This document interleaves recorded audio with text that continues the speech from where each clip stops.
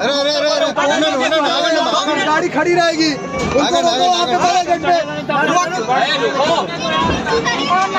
బాబు చూడండి, ప్రయాగరాజ్ నుంచి వచ్చేటప్పుడు ఏసీ బోగిలో జనరల్ వాళ్ళు గందరగోళం చేస్తున్నారు.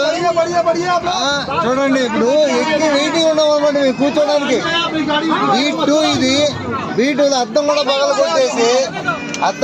పగల కొట్టేశారు. మరి వీళ్ళు ఎక్కడెక్కడ గయాలు ఎక్కారా, ఇంకెక్కడెక్కడ తెలియదు. అరే నాయన, ఎంతమంది వస్తూనే ఉండరు. దాదాపు ఒక 1000 మంది దిగుంటారు ఈ భోగిలో. ఈ భోగిలో.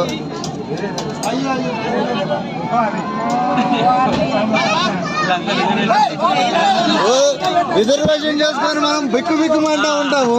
రిజర్వేషన్ లేకుండానే మామూలు టికెట్లు ఇంత మంది ఇచ్చారంటే వీళ్ళని ఏమనాలి? నార్త్ లో మరి ఇంత దారుణమా? నార్త్ లో చెత్త అయిపోతుంది. నార్త్ లో 1000 మంది దిగుంటారు.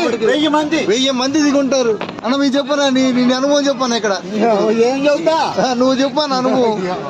మరి ఇంత దారుణమా? అద్దం పగలు కొట్టారు.